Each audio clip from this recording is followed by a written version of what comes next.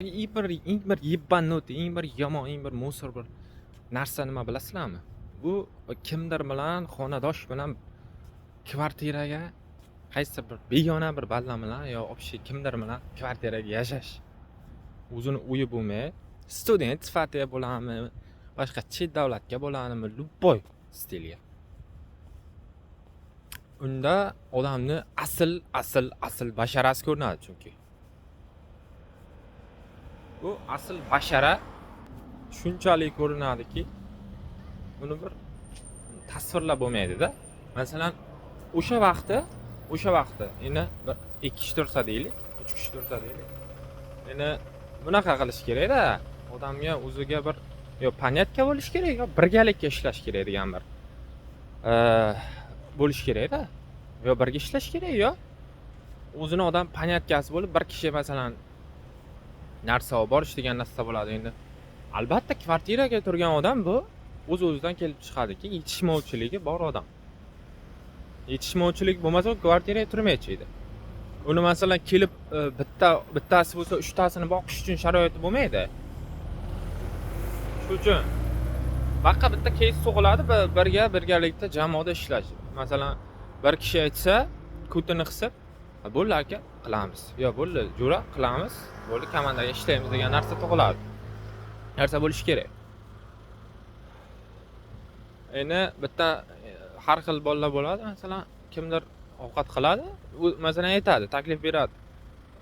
Salim, Ahmad yo kimdir narsa olib kelaylik, birga ovqat qilaylik deydi. Keyin u kutini qisib, garangni yoqib, jinini yoqib turadi. Keyin u garangni yoqib turgandan keyin uni mayli, bir sherikni o'zi borib olib keladi. Masalan, shunaqa holat bo'ladi. Lekin u olib kelgandan keyin mana bu tiqilib oladi.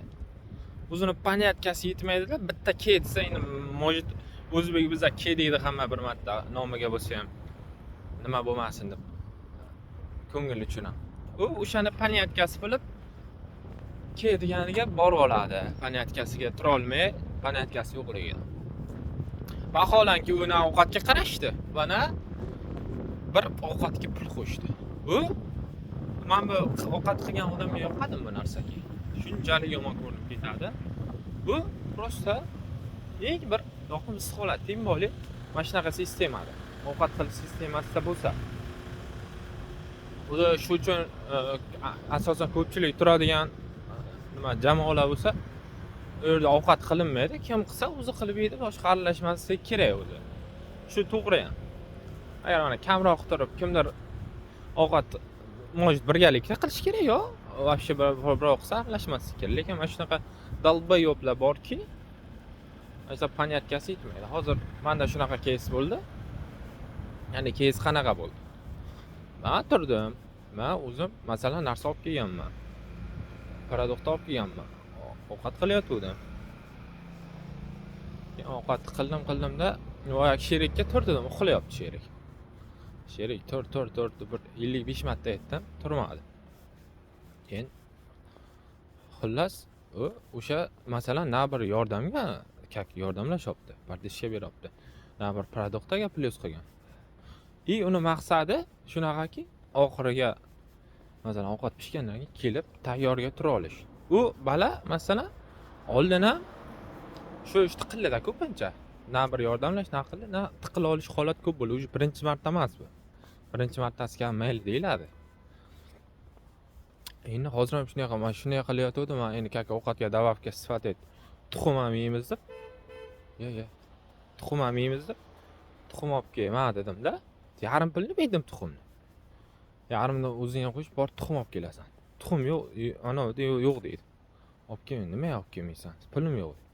Puling bor ketsam, puling borligini bilaman-ku. Yo'q deydi, hozir rasxod qilishga anonim yo'q deydi. Uncha ishlaganim yo'q deydi. Hozir nima yemoqchisan? Hozir bari yeyishing uchun pul ketkazing kerak. Tekin ovqat yo'q-ku vaqt desam. Yo'q deydi. Mana uni yeymiz hozir qilayotgan ovqatsiz deydi. Buni ham men dedim, o'zimni nima hisobni olib kelganman, tekin kelmaganman. Yaxshini yeymiz, qo'ying dedi. Xullas, yaxshi muomala qilsa, nima qilsa, ana shuni ko'tingga, boshingga chiqib, ko'tini tutib tichayganda valla. Tushunibsizlar?